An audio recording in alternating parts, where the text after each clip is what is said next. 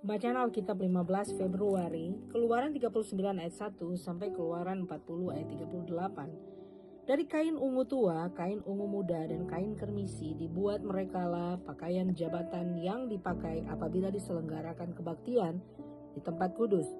Juga dibuat mereka pakaian-pakaian kudus untuk Harun seperti yang diperintahkan Tuhan kepada Musa. Dibuatnyalah baju efod dari emas, kain ungu tua, dan kain ungu muda, kain kermisi dan lenan halus yang dipintal benangnya. Mereka menempah emas papan dan dipotong-potong nyala. Itu menjadi benang emas untuk dipakankan pada kain ungu tua dan kain ungu muda, pada kain kermisi dan pada lenan halus buatan seorang ahli. Dibuat merekalah tutup bahu pada baju efod itu, dan yang disambung kepadanya di kedua ujungnya lah baju efod itu disambung.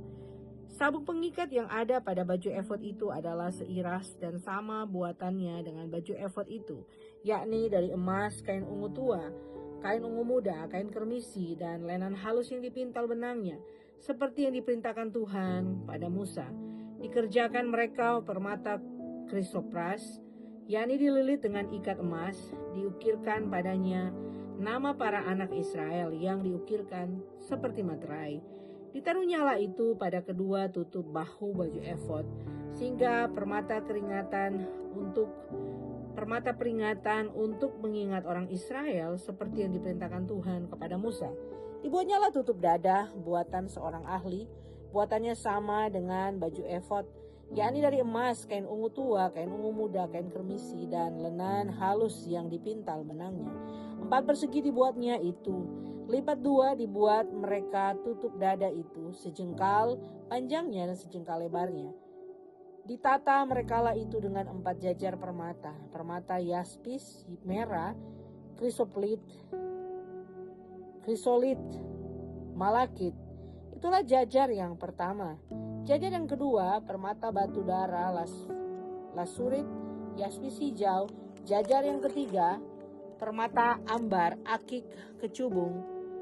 Jajar yang keempat, permata pirus, krisopras, dan nefrit. Dililit dengan ikat emas, demikianlah permata-permata itu dalam tatahannya. Sesuai dengan nama para anak Israel, permata itu adalah 12 banyaknya. Dan pada tiap-tiap permata itu ada diukirkan seperti materai, nama salah satu suku dari 12 itu. Juga dibuat merekalah untuk tutup dada itu untai berpilin yang buatannya sebagai tali berjalin dari emas murni. Dibuat merekalah 2 ikat emas dan 2 gelang emas, dan kedua gelang itu dipasang pada kedua ujung tutup dada. Dipasang merekalah kedua untai emas yang berjalin itu pada kedua gelang itu di ujung tutup dada. Kedua ujung lain dari kedua untai berjalin itu dipasang merekalah pada kedua ikat emas itu. Demikianlah dipasang pada tutup bahu baju efod di sebelah depannya. Dibuat merekalah 2 gelang emas dan dibubuh pada kedua ujung tutup dada itu. Pada pinggirnya yang sebelah dalam yang berhadapan dengan baju efod juga dibuat merekalah 2 gelang emas dan dipasang pada kedua tutup bahu baju efod di sebelah bawah pada bagian depan, dekat ke tempat persambungannya di sebelah atas sabuk baju efod. Kemudian diikatkan merekalah tutup dada itu dengan gelangnya kepada gelang baju efod dengan memakai tali ungu tua, sehingga tetap di atas sabuk baju efod, dan tutup dada itu tidak dapat bergeser dari baju efod, seperti yang diperintahkan Tuhan kepada Musa.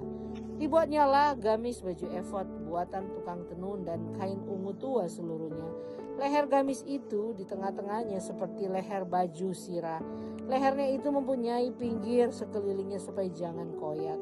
Dibuat merekalah pada ujung gamis itu buah delima dari kain ungu tua, kain ungu muda, dan kain kermisi yang dipintal benangnya. Dibuat mereka giring-giring dari emas murni, dan ditaruhlah giring-giring itu di antara buah delima pada ujung gamis itu.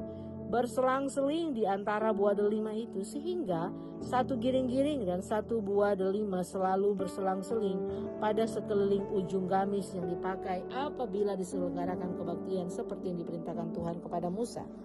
Dibuat merekalah kemeja dari lenan halus buatan tukang tenun untuk Harun dan anak-anaknya, serban dari lenan halus, destar yang indah dari lenan halus, celana lenan dari lenan halus yang dipintal benangnya, dan ikat pinggang dari lenan halus yang dipintal benangnya, kain ungu tua, kain ungu muda, dan kain kermisi dari tenunan yang berwarna-warna, seperti yang diperintahkan Tuhan kepada Musa. Dibuat merekalah patam jamang yang kudus dari emas murni, dan pada jamang itu dituliskan tulisan diukirkan seperti meterai kudus bagi Tuhan. Dipasang merekalah pada patam itu tali ungu tua untuk mengikatkan patam itu pada serbannya di sebelah atas seperti yang diperintahkan Tuhan kepada Musa. Demikianlah diselesaikan segala pekerjaan melengkapi kemah suci, yakni kemah pertemuan itu. Orang Israel telah melakukannya tepat seperti yang diperintahkan Tuhan kepada Musa. Demikianlah mereka melakukannya.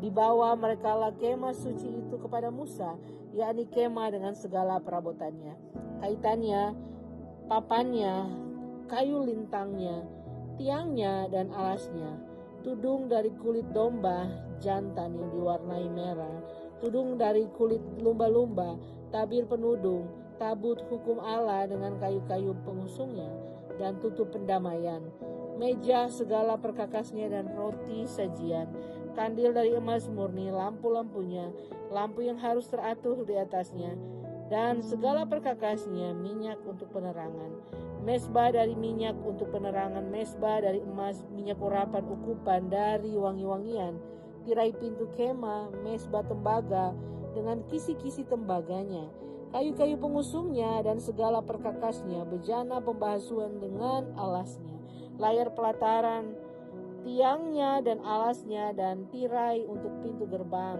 pelataran, talinya dan patoknya, segala perkakas untuk pekerjaan mendirikan kemah suci, yakni kemah pertemuan itu, pakaian jabatan yang dipakai apabila diselenggarakan kebaktian di tempat kudus, pakaian kudus untuk imam Harun, dan pakaian anak-anaknya untuk memegang jabatan imam. Tepat seperti yang diperintahkan Tuhan kepada Musa, demikianlah dilakukan orang Israel segala pekerjaan melengkapi itu. Dan Musa melihat segala pekerjaan itu, dan sesungguhnya lah mereka telah melakukannya seperti yang diperintahkan Tuhan. Demikianlah mereka melakukannya. Lalu Musa memberkati mereka. Firmanlah Tuhan kepada Musa, pada hari yang pertama dari bulan yang pertama, haruslah engkau mendirikan kemah suci, yakni kemah pertemuan itu. Kau tempatkanlah di dalamnya tabut hukum, dan kau pasanglah tabir sebagai penudung di depan tabut itu. Kau bawalah ke dalam meja dan taruhlah di atasnya perkakas menurut susunannya. Kau bawalah ke dalam kandil dan kau pasang lampu-lampunya di atasnya. Kau taruhlah mesbah emas untuk membakar ukupan di depan tabut Tuhan. Kau gantungkanlah tirai pintu kemah suci. Kau taruhlah mesbah korban bakaran di depan pintu kemah suci, yakni kemah pertemuan itu. Kau taruhlah bejana pembasuhan di antara kemah pertemuan dan mesbah itu, lalu kau taruhlah air ke dalamnya. Haruslah kau buat pelataran keliling, dan kau gantungkanlah tirai pintu gerbang pelataran itu. Kemudian kau ambillah minyak urapan dan kau urapilah kemah suci dengan segala yang ada di dalamnya. Demikianlah harus engkau menguduskannya dengan segala perabotannya, sehingga menjadi kudus. Juga kau urapilah mesbah korban bakaran itu dengan segala perkakasnya. Demikianlah engkau harus menguduskan mesbah itu, sehingga mesbah itu maha kudus. Juga kau urapilah bejana pembasuhan itu dengan alasannya, dan demikianlah engkau harus menguduskannya. Kemudian kau suruhlah Harun dan anak-anaknya datang ke pintu kemah pertemuan, dan kau basuhlah mereka dengan air. Kau kenakanlah pakaian yang kudus kepada Harun. Kau urapi dan kau kuduskanlah dia, supaya ia memegang jabatan imam bagiku. Juga anak-anaknya kau suruhlah mendekat, dan kau kenakanlah kemeja kepada mereka. Urapilah mereka seperti engkau mengurapi ayah mereka, supaya mereka memegang jabatan imam bagiku. Dan ini terjadi supaya berdasarkan pengurapan itu, mereka memegang jabatan imam untuk selama-lamanya, turun-temurun. Dan Musa melakukan semuanya itu tepat seperti yang diperintahkan Tuhan kepadanya. Demikianlah dilakukannya. Dan terjadilah dalam bulan yang pertama tahun yang kedua, pada tanggal 1 bulan itu, maka didirikan kemah suci. Musa mendirikan kemah suci itu, dipasangnya lah alas-alasnya, ditaruhnya papan-papannya, dipasangnya kayu-kayu lintangnya, dan didirikan tiang-tiangnya. Dikembangkanlah atap kemah yang menudungi kemah suci, dan diletakkannya lah itu tudung kemah di atasnya, seperti yang diperintahkan Tuhan kepada Musa. Diambilnya lah loh hukum Allah dan ditaruhnya ke dalam tabut. Dikenakannya lah kayu pengusung pada tabut dan diletakkannya tutup pendamaian di atas tabut itu. Dibawanya lah tabut itu ke dalam kemah suci, digantungkanlah tabir penudung dan dipasangnya sebagai penudung di depan tabut hukum Allah, seperti yang diperintahkan Tuhan kepada Musa. Ditaruhnyalah mereka di dalam kemah pertemuan pada sisi kemah suci sebelah utara di depan tabir itu. Diletakkannya lah di atasnya roti sajian menurut susunannya di hadapan Tuhan, seperti yang diperintahkan Tuhan kepada Musa. Ditempatkannya lah kandil di dalam kemah pertemuan berhadapan dengan meja itu. Pada sisi kemah suci sebelah selatan, dipasangnya lah lampu-lampu di atasnya di hadapan Tuhan, seperti yang diperintahkan Tuhan kepada Musa. Ditempatkannya lah mezbah emas di dalam kemah pertemuan di depan tabir itu. Dibakarnya lah di atas ukupan dari wangi-wangian seperti yang diperintahkan Tuhan kepada Musa. Digantungnya lah tirai pintu kemah suci, mezbah korban bakaran ditempatkannya lah di depan pintu kemah suci, yakni kemah pertemuan itu, dan dipersembahkannya lah di atasnya korban bakaran dan korban sajian seperti yang diperintahkan Tuhan kepada Musa.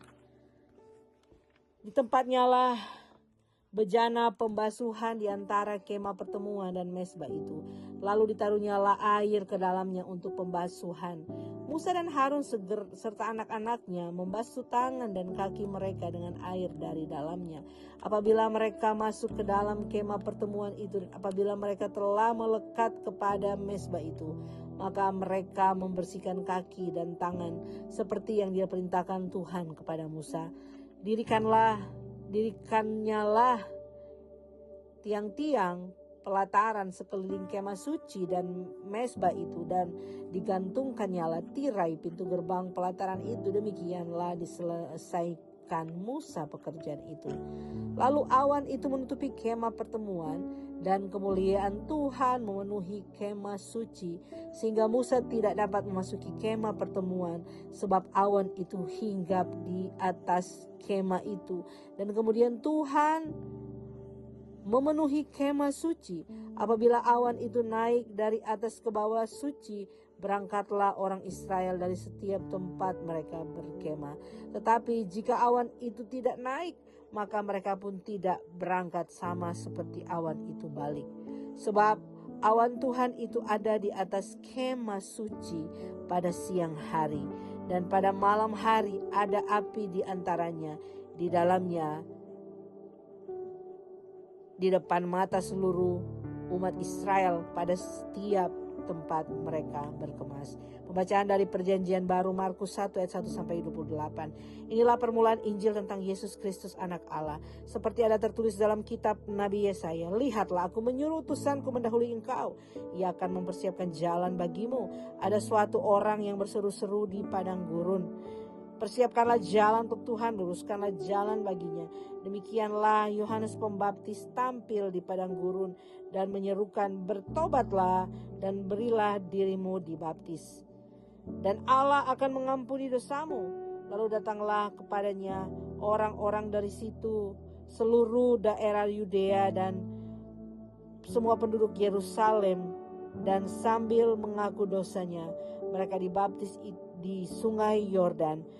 Yohanes memakai jubah bulu unta dan ikat pinggang kulit, dan makanannya belalang dan madu hutan. Inilah yang diberitakannya, sesudah aku akan datang ia yang lebih besar, lebih berkuasa daripadaku. Membungkuk dan membuka tali kasutnya pun aku tidak layak. Aku membaptis kamu dengan air, tetapi ia akan datang membaptis kamu dengan Roh Kudus. Pada waktu itu datanglah Yesus dari Nazaret, dari Galilea, tanah Galilea, dan ia dibaptis di sungai Yordan oleh Yohanes. Pada saat itu ia keluar dari air. Ia melihat ke langit, langit terkoyak dan roh seperti burung merpati turun ke atasnya. Lalu terdengarlah suara dari sorga, Engkaulah anak yang kukasihi, kepadamulah aku berkenan. Segera sesudah itu Roh memimpin dia ke padang gurun. Di padang gurun ia tinggal 40 hari lamanya dicobai oleh iblis. Ia berada di sana di antara binatang-binatang liar dan malaikat-malaikat melayani dia. Sesudah Yesus ditangkap, datanglah Yesus ke Galilea memberitakan Injil Allah. Katanya, waktunya telah genap, kerajaan Allah sudah dekat, bertobatlah dan percayalah kepada Injil. Ketika Yesus sedang berjalan menyusur danau Galilea, ia melihat Simon dan Andreas, saudara Simon. Mereka sedang menebarkan jala di danau, sebab mereka penjala ikan. Yesus berkata kepada mereka, mari ikutlah aku, dan kamu akan kujadikan penjala manusia. Lalu mereka pun segera meninggalkan jalannya dan mengikuti dia. Dan setelah Yesus meneruskan perjalanannya sedikit lagi, dilihatnya Yakobus anak Zebedeus dan Yohanes saudaranya sedang membereskan jala di dalam perahu. Yesus segera memanggil mereka dan mereka meninggalkan ayahnya Zebedeus di dalam perahu bersama orang-orang upahannya lalu mengikuti dia. Mereka tiba di Kapernaum. Setelah hari Sabat mulai, Yesus segera masuk ke dalam rumah ibadat dan mengajar. Mereka takjub mendengar pengajarannya, sebab ia mengajar mereka sebagai orang yang berkuasa, tidak seperti ahli-ahli Taurat. Pada waktu itu, di dalam rumah ibadat itu, ada seorang yang kerasukan roh jahat. Orang itu berteriak, apa urusanmu dengan kami, hai Yesus orang Nazaret? Engkau datang hendak membinasakan kami? Aku tahu siapa engkau, yang kudus dari Allah. Tetapi Yesus menghardiknya, katanya, diam, keluarlah daripadanya. Roh jahat itu menggoncang-goncang orang itu, dan sambil menjerit dengan suara nyaring, ia keluar daripadanya. Mereka semua takjub sehingga mereka memperbincangkannya, katanya, apa ini? Suatu ajaran baru. Ia berkata-kata dengan kuasa, roh-roh jahat pun diperintahkannya dan mereka taat kepadanya. Lalu tersebarlah dengan cepat kabar tentang dia ke segala penjuru di seluruh daerah Galilea. Pembacaan dari Mazmur 35 ayat 1 sampai 16. Berbantahlah Tuhan melawan orang yang berbantah dengan aku. Berperanglah melawan orang yang berperang melawan aku. Peganglah perisai dan utar-utar, bangunlah menolong aku. Cabutlah tombak dan kapak menghadap orang-orang yang mengejar aku. Katakanlah kepada jiwaku, akulah kebenaranmu. Biarlah mendapat malu dan kena noda orang-orang yang ingin mencabut nyawaku. Biarlah mundur dan tersipu-sipu orang-orang yang merancang kecelakaanku. Biarlah mereka seperti sekam di bawah angin, didorong malaikat Tuhan. Biarlah jalan mereka gelap dan licin, dan malaikat Tuhan mengejar mereka. Karena tanpa alasan mereka memasang jaring terhadap aku. Tanpa alasan mereka memanggil pelubang untuk nyawaku. Biarlah kebinasaan mendatangi dia dengan tidak disangka-sangka. Jerat yang dipasangnya biarlah menangkap dia sendiri. Biarlah ia jatuh dan musnah. Tetapi aku bersorak-sorak karena Tuhan. Aku girang karena keselamatan daripadanya. Sebab tulangku berkata, ya Tuhan, siapakah yang seperti Engkau, yang melepaskan orang sengsara dari tangan orang yang lebih kuat daripadanya, orang yang sengsara dan miskin dari tangan orang-orang yang merampasi dia. Saksi-saksi yang gemar kekerasan bangkit berdiri. Apa yang kita tidak ku ketahui, itulah yang mereka tuntut daripadaku.